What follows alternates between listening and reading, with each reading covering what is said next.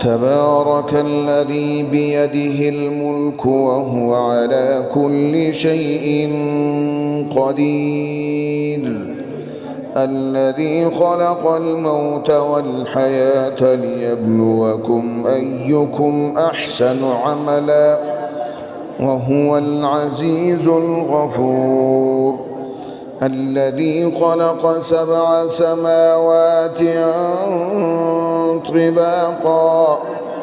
ما ترى في خلق الرحمن من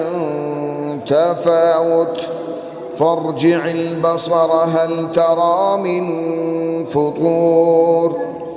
ثم ارجع البصر كرتين ينقلب إليك البصر خاسئا وهو حسير، ولقد زينا السماء الدنيا بمصابيح وجعلناها رجوما